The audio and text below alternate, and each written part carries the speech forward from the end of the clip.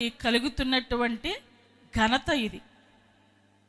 తన పనివారి ద్వారా, తన ఇంటి వారి ద్వారా, ఇంటిలో ఉన్న వారి ద్వారా, తన బిడ్డల ద్వారా, తన భర్త ద్వారా తనకి కలుగుతున్నటువంటి ఘనత. ఒక బిడ్డలకి తల్లి ఉన్నదంటే, ఒక భర్తకి భార్య ఉన్నదంటే దేవుడు అనుగ్రహించినటువంటి గొప్ప వరం. అది గొప్ప వరము. ఇంటికి ఇల్లాలు ఏమైంది? దీపమైంది. ఆ యొక్క స్త్రీ ఒక దీపముగా మనం చూసినట్లయితే ఈవిడి చేసినటువంటి పనులను బట్టి ఈమెకి ఏమి కలుగుతుందంట? ఘనత కలదు. చేసిన పనిని బట్టి అట్టి దానికి ప్రతిఫలం ఇయ్యదగును.